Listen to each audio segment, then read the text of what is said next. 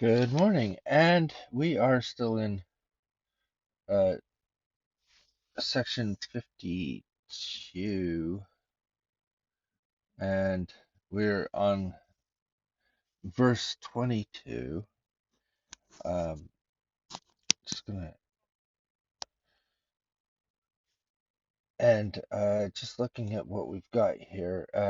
We've got loads of names, and I've tried to research each one of them. The thing is I'll just show you really quick. You already know this, but up in this corner, there's a historical resources that you can go to. And in that resource has the names, and you have all these different names, all these different people. Most of these are what are mentioned right in this little bit. I've already had a couple of names come up, uh, but as you see, there's quite a few names on there. Sorry. I don't mean to cough when I'm doing this, but um, and what I tried to do is copy down some of the information and put it in the section notes, as I have in a couple of other places. So I've done that, but there's so many names here, and it's taken so long, I haven't done them all. So you can follow up on that. You can read those yourself, and I'm hoping to continue to add to my scriptures in the future. But I spent a little bit of time on this, and it's a lot to get through. So we're gonna go through it, some of the names, and I tried to cut down some of the information as well. Some of it's straight through what they've written, and you can always study them in other ways as well. But it's those little. It's about one or two paragraphs, really long paragraphs about each person, and I just kind of added them in here so I didn't have to keep flipping back and forth as much. Uh, but I only got down to uh, Solomon Hancock and Simeon Carter, um, just because it spent an hour more doing that, and this is a daily podcast. It's really difficult to get through all of it, but it's interesting. Through most of my study in the Doctrine and Covenants, I just go, oh yeah, I've heard of that name, or oh yeah, I don't know much about them. And you skip on and get to the really meaty doctrinal parts. But it's really good. It brings it more alive, I think, when we start to see these people and their relationship in the gospel. Um,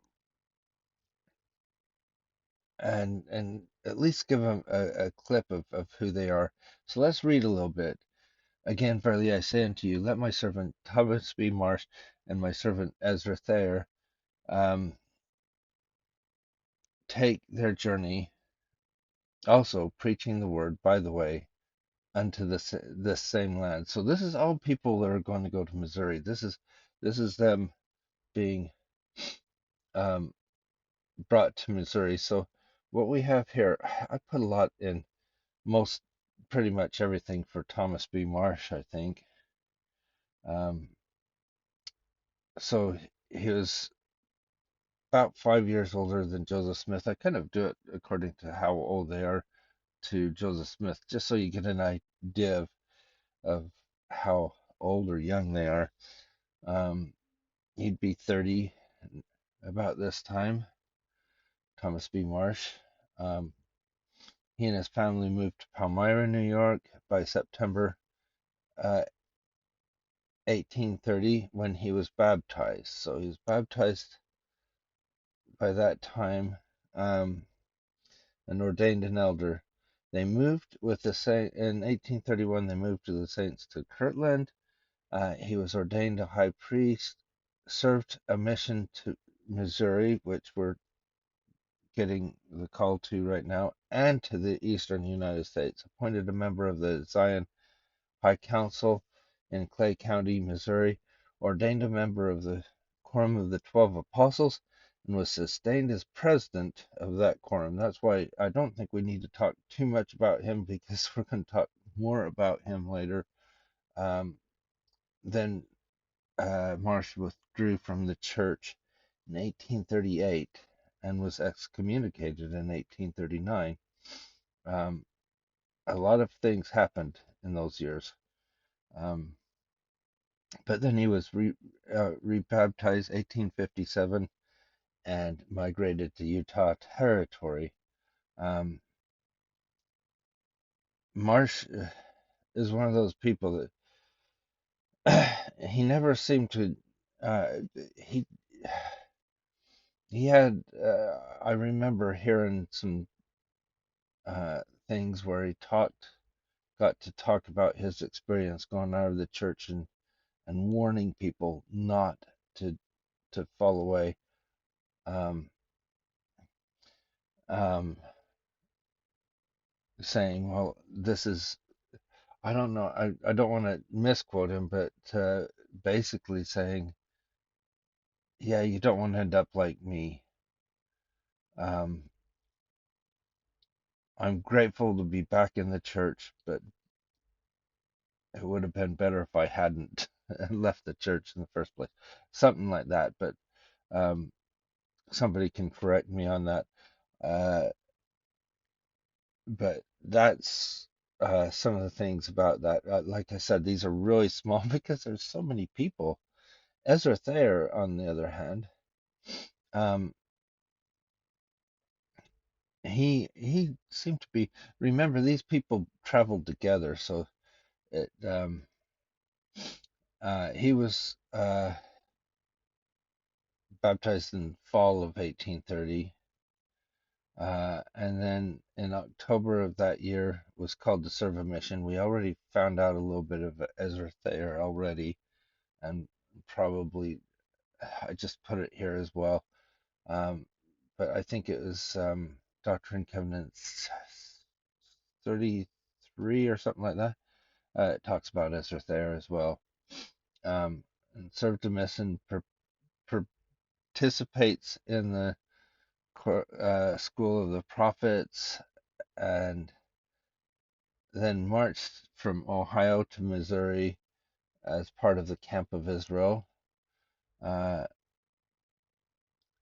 and then it says in 1835 his membership was suspended. Um, and then he does end up serving in the High Council at Adam Ondayaman for a short time. Then there's a period when he's not in the church. He does a few other things. Then was rebaptized in the church in 1854. Then 6 years later, he joins the reorganized church, um, and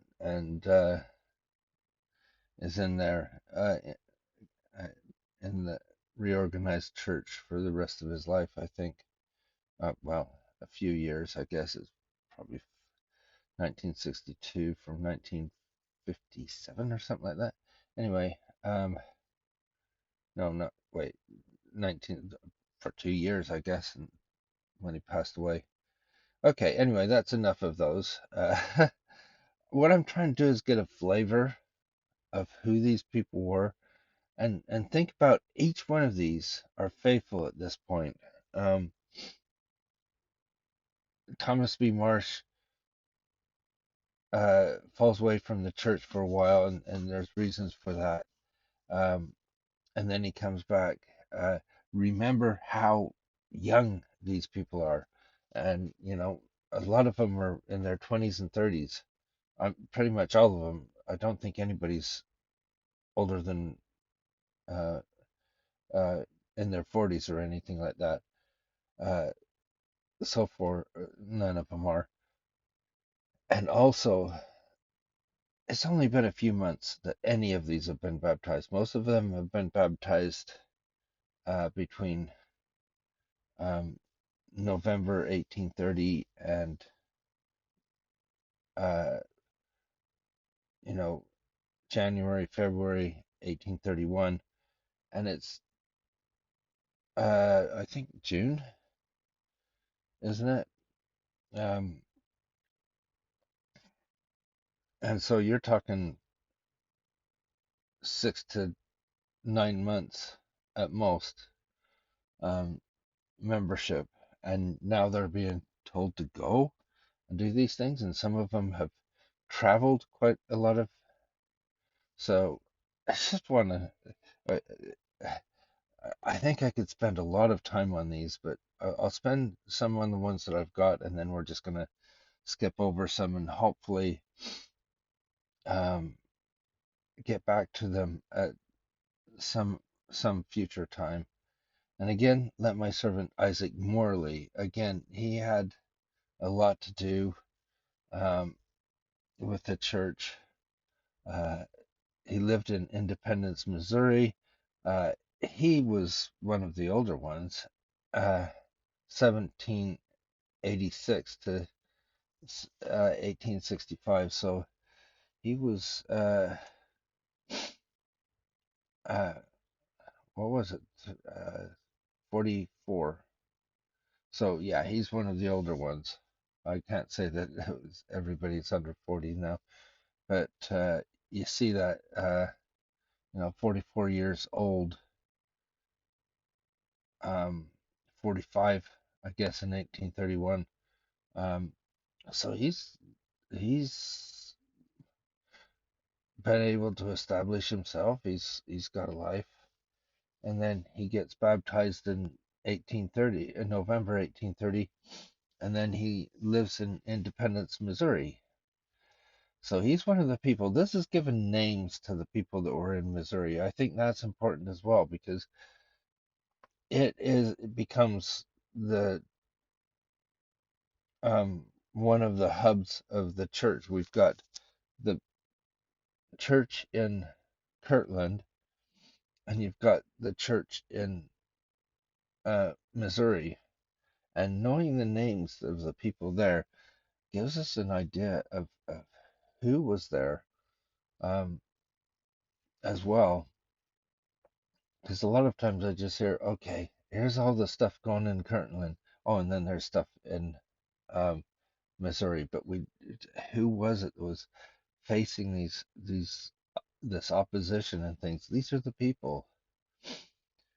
Um, while there, he was appointed to organize branches of the church in Missouri and serve as a bishop. So we have Bishop Partridge. We also have Bishop Morley. Um, and he travels again in summer and fall of 1835. He's accompanied by Edward Partridge to the eastern United States. In 1837, he was ordained a patriarch. Now, I think this is significant because here we see a really strong member of the church. We've had a couple that have wavered. Here's one. He moved to Hancock County, Illinois, and the following year he was appointed president of the state in Lima, Illinois, and moved to Nauvoo, then immigrated and led a settlement to Sanpete County, Utah, the following year. Um, so here's one of those people that are just strong in the gospel um, for his life. Um, so we've got Isaac Morley. Wow, lots of them.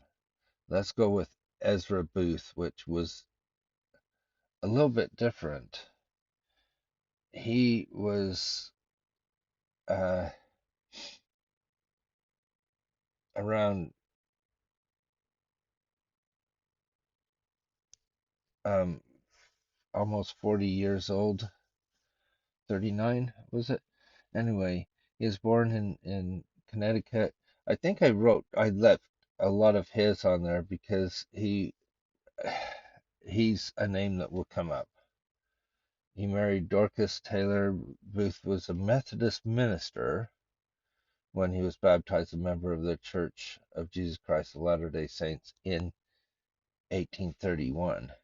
The Lord called him by revelation to go with Isaac Morley, but they were both chastised later revelation. I didn't put that in there.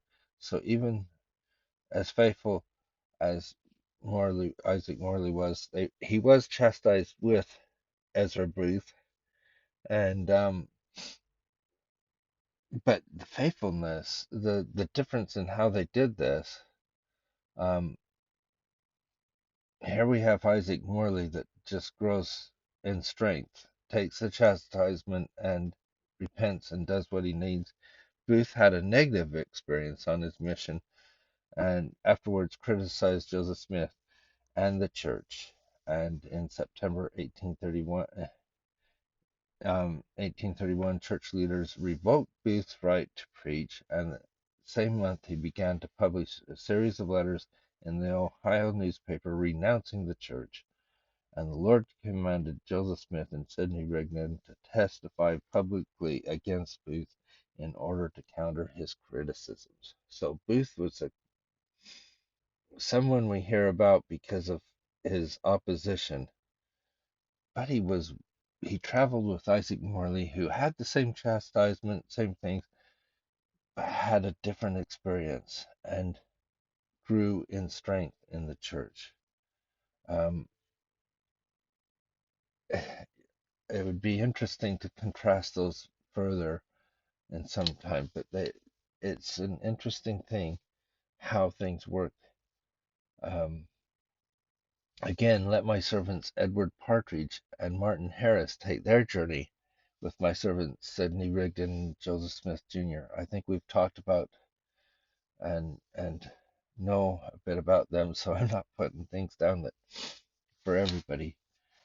And let my servants David Whitmer also take and Harvey Whitlock take their journey and preach by the way in this same land. So everybody's supposed to take their journey and they're supposed to preach by the way.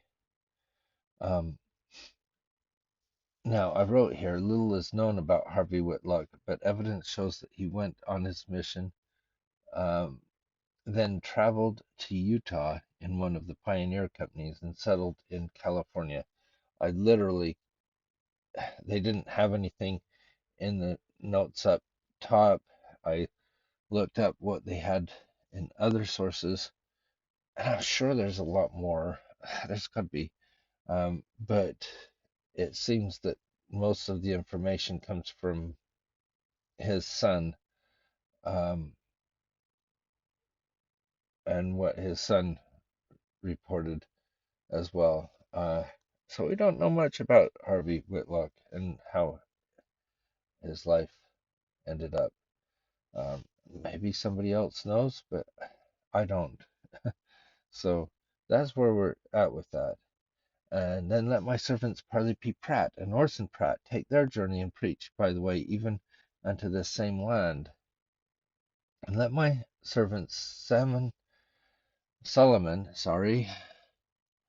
um, and Hancock and Simeon Carter also take their journey and to this same land and preach by the way. And what we have here is we've got Solomon Hancock, um, and he again he lived in Jackson County. He's one of those that lived there and that was part of the High Council in um, Jackson County and Clay County, I believe, and served a mission in the eastern United States. Uh, and he his wife dies. He was married. I think I don't put that he's married. he's married to a oh, I forgot, another Adams. So I'm wondering if it is sisters, and he marries Phoebe Adams. Um, I'm sure her name has come up somewhere in these histories as well. It, uh, it'd be interesting to look up a little bit, but anyway, um, they moved to Caldwell County in Missouri. By December, he presided over the branch of the church in Yellowham, Illinois. In about 1844, he died near what became Council Bluffs, Iowa. So he served faithfully, and um, seems to be that he was one of those that I, I I would guess uh, succumbed to some of the persecutions in the sense of his physical health in Council Bluffs. Um, and Simeon Carter, again, a faithful person. We don't know much about him. Uh, we get some of the colorful names, and then some of these people just. He's appointed a member of the council in Clay County and in Caldwell County as well. So he served in Missouri. This is another name that he's serving in Missouri while things are happening um, in Ohio and Kirtland. Um, he served a mission in England between 1846 and 49, um, after which he migrated to Salt Lake Valley, um, Utah Territory. So I think that's significant as well. That what he must have sacrificed to be able to do all of that. Sometimes we don't realize everything that they do. Um, I might even look up more of Simeon Carter because I think I've heard his name in some of the histories that I've looked as we live in England. Um, it'd be interesting uh, to find out more. So that's the ones that I've got, and that's still quite quite a lot of information. But I love learning more about these people because it makes more sense. So we have my servants. Let my servants Edison Fuller and Jacob Scott also take their journeys. I'm going to look them up eventually.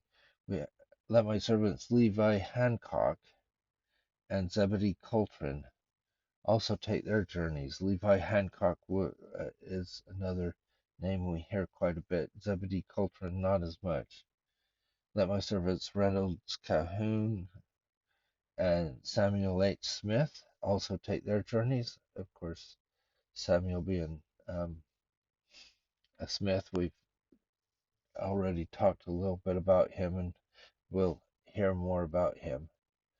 Um, let my servants Wheeler Baldwin and William Carter also take their journey.